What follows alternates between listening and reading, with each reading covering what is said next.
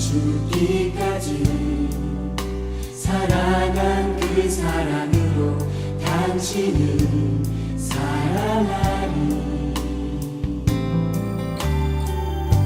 약속하신 축복의 말씀 굳게 믿으며 믿음의 가정 세우리.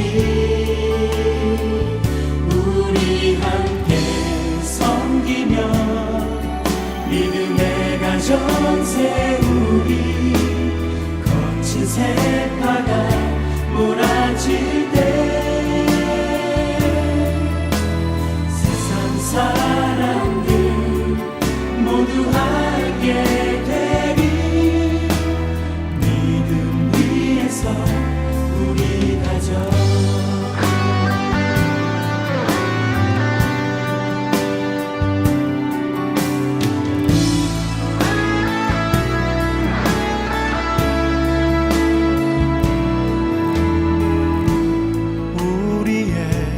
가정은 생명으로 충만하리.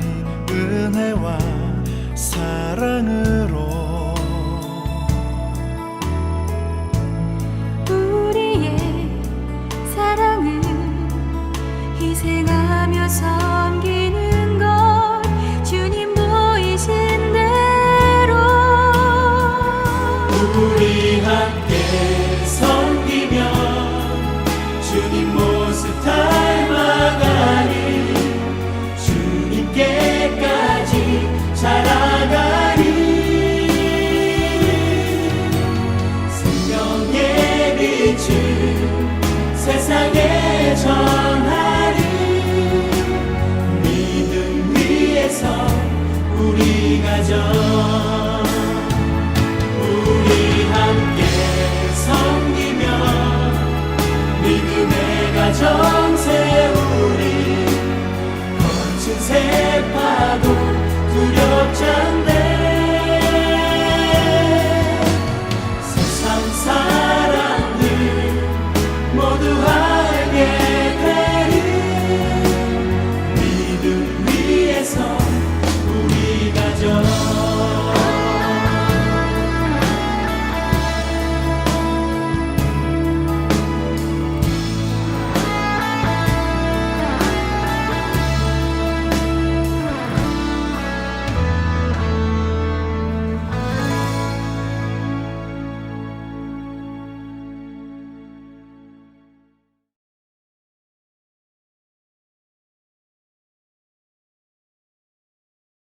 모세가 이스라엘 백성에게 말했습니다.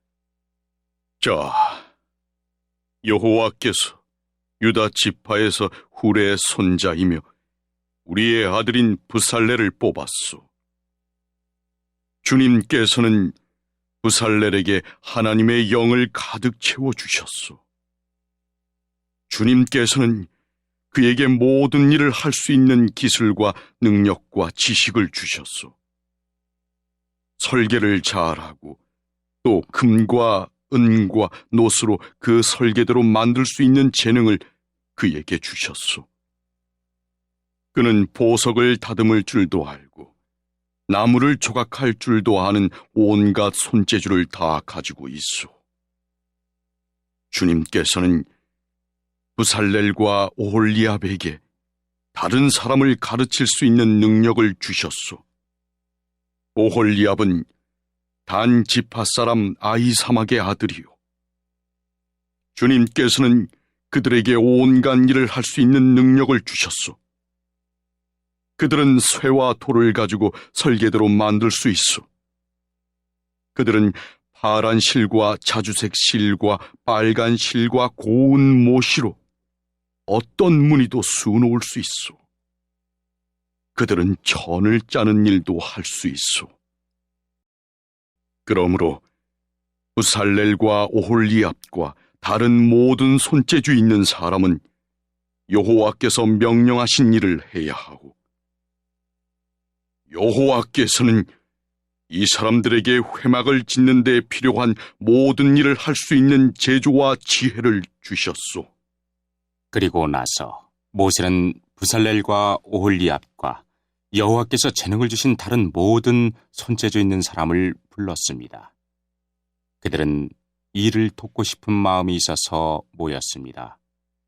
그들은 이스라엘 백성이 회막을 지으려고 예물로 가져온 모든 것을 모세에게서 받았습니다. 백성은 바치고 싶은 마음이 있어서 아침마다 계속해서 예물을 가져왔습니다. 그래서 기술이 좋은 모든 사람들이 회막을 짓기 위해 하던 일을 멈추고 모세에게 가서 말했습니다. 여호와께서 명령하신 일을 하는데 필요한 것보다 백성이 가지고 오는 것이 더 많습니다. 그래서 모세가 진 가운데 이러한 명령을 내렸습니다. 남자든 여자든 회막에 쓸 예물을 더 가져오지 마시오. 그러자 백성은 예물을 더 가져오지 않았습니다. 이미 필요한 물건은 쓰고도 남을 만큼 많았습니다.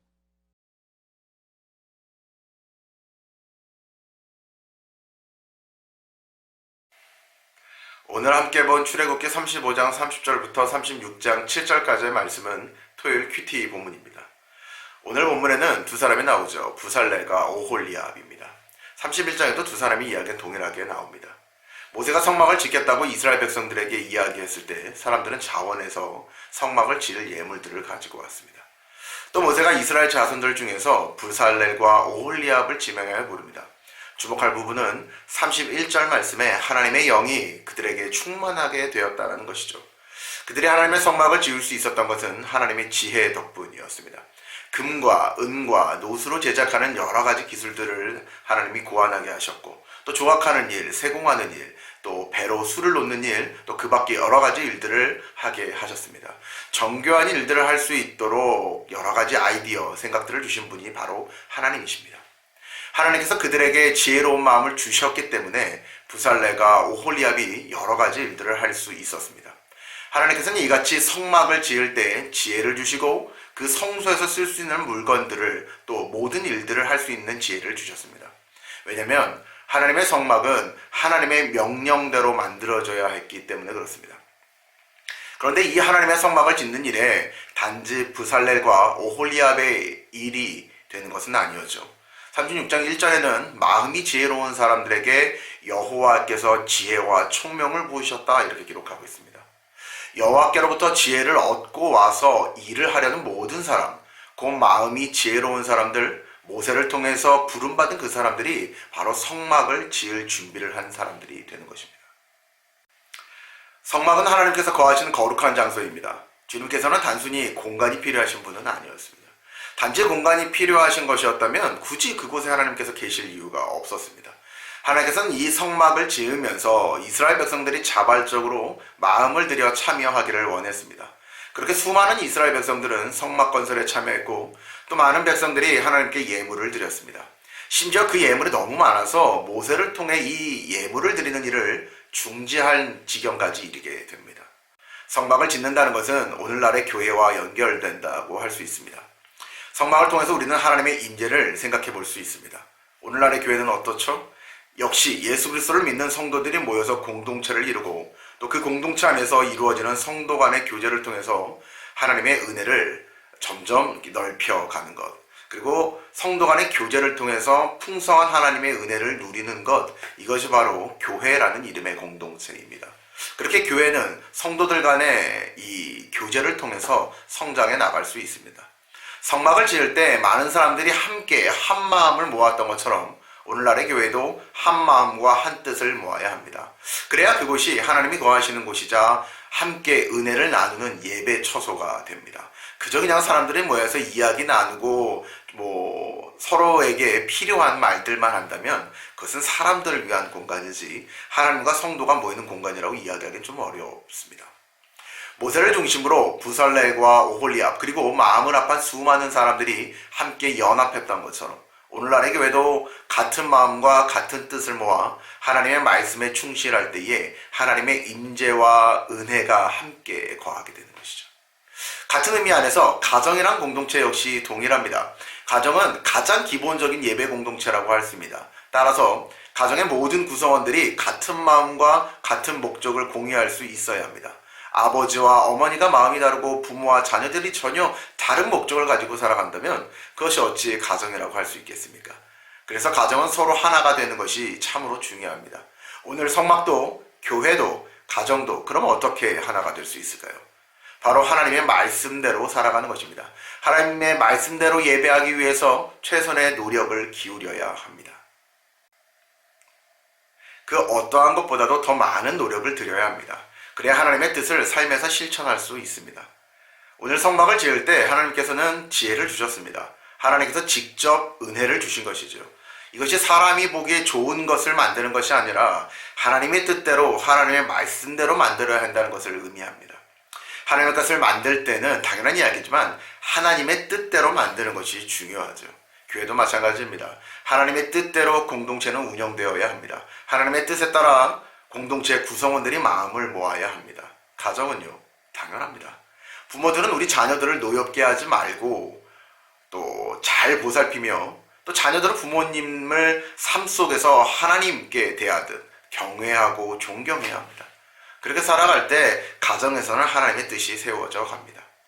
부모님들은 성장할수록 자신들의 뜻 안에 자녀들이 안 따른다고 해서 마음이 아프고 자녀들은 또 성장할수록 부모님들이 자신들의 뜻을 몰라준다고 이해 못한다고 해서 마음을 아파합니다. 그러나 결국에는 모두 자기 스스로 옳다고 이야기하는 것일 뿐 하나님 보시기에는 그것들이 각각 다 틀린 생각일 수 있습니다. 모든 일을 할 때 주께 하듯 하라 했습니다. 하나님을 만나는 일에만 경건의 훈련이 필요한 것이 아니라 가정 안에서도 경건의 훈련이 필요합니다. 가정은 가장 작은 예배 처소가 되어야 합니다. 코로나 시대에 누구보다 우리들이 가정의 소중함을 깨달으셨을 것이라고 생각합니다. 가정에서 예배가 일어나고 가정에서 예배가 준비됩니다. 그러니 가정에서 하나가 되지 못하면 당연히 예배도 거북하고 하나님의 뜻을 헤아리기도 어려울 것입니다. 사랑하는 우리 요한설교회 각 가정 여러분들의 가정들이 하나님의 예배의 처소임을 기억해 주십시오. 그리고 그 예배에는 당연히 예수 그리스도를 우리 주인으로 고백하는 것에서부터 시작합니다. 그렇다면 오늘 건강한 가정은 그 가정의 주인이 예수 그리스도임을 고백하는 것에서부터 시작하겠죠. 하나님의 아낌없는 사랑을 기억하십시오. 그래서 예수님께서 십자가에 달려 죽기까지 우리에게 보여주셨던 그 삶의 본을 따라가실 수 있기를 축복합니다. 그럴 때 성령님께서 여러분들의 가정을 믿는 자들의 가정, 곧 거룩한 하나님 나라 백성의 가정으로 이끌어 가실 줄 확신합니다. 이 일을 위해서 마지막으로 5가지 방식을 이야기해 보려고 합니다. 첫 번째는 가정에서 하나님의 은혜를 사모하셨으면 좋겠습니다. 이것은 작은 것부터 하나님의 도우심을 구하라는 뜻입니다. 그래서 가정에서부터 하나님의 은혜를 사모하고 그것들을 하나님의 도우심을 구할 때에 가정은 하나님 나라 백성의 가정이 되어갑니다. 두 번째는 가정 안에서 항상 같은 마음과 같은 목적을 공유할 수 있도록 하면 좋겠습니다. 어떨 때는 이야기를 나누지 않습니다. 어떠한 생각을 품고 있는지 나누지 않아요. 그러다 보면 가정들은 하나 되기가 쉽지 않죠. 따라서 가정 안에서 항상 같은 마음과 같은 목적을 공유할 수 있도록 많은 이야기들이 이루어졌으면 좋겠습니다. 세 번째는 오늘 나를 이끌어 가신 하나님의 뜻을 알기 위해 노력하는 것입니다. 주로 사실 이거는 부모와 자녀보다는 부부 사이가 됩니다. 어떻게 우리 부부 사이들을 이끌어 가시는지, 남편과 아내의 사정을 어떻게 서로 헤아리는지 그것이 하나님의 뜻임을 알고 서로 노력하셔야 됩니다. 네 번째는 하나님의 마음으로 가정의 구성원들을 헤아릴 수 있는 가정이 되기 위해 기도하셔야 됩니다. 그저 내가 사람의 생각대로 내 아들의, 내 딸의 생각을 내가 알아볼 수 있다? 그럴 수 없는 것이죠. 어떠한 똑같은 단어를 듣더라도, 똑같은 문장을 듣더라도 하나님이 도와주시면 상대방의 마음이 이해가 되고 헤아려지지만 그저 그것들을 문맥으로 이해를 듣고 그냥 문장으로 듣는다면 그것들은 그 사람들에게 도움이 된다고 할 수는 없습니다. 그런 의미에서 하나님의 마음으로 가정의 구성원들을 헤아리려면 그 가정이 함께 기도해야 됩니다. 이렇게 기도하다 보면 부모와 자녀들 사이가 좋아집니다. 분명히 좋아져요. 그렇게 대화가 되고 하나님 안에서 그 뜻들을 서로 이해하다 보면 그것이 하나님 나라이고 하나님 나라 백성의 가정이 되는 것이죠. 마지막으로 사실 이 부분이 지금 제일 중요하긴 합니다. 5번째는 항상 말씀과 가까이 하셔야 합니다. 당연한 얘기죠. 이야기면 하루의 시작 혹은 아무리 좀 바빠도 마지막을 가족과 함께 나누는 시간이 있으셨으면 좋겠습니다. 그리고 그때 하루의 큐티를 함께 나누는 거죠. 매일의 삶에서 하실 수 없다면 일주일에 하루라도 이 아잠 시간을 제외하고 가정이 모이는 겁니다. 하루라도 정말 이 말씀을 통해서 받았던 은혜들, 그 말씀과 가까이 했었던 현장들을 가족들이 함께 나눌 수 있는 별도의 시간을 만들면 좋겠습니다.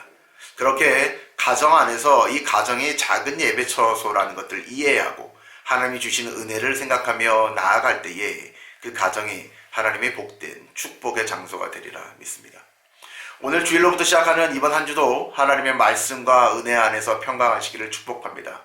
그래서 하나님의 뜻이, 하나님의 은혜가 여러분들의 각 가정 안에 온전히 뿌리내리기를 축복합니다.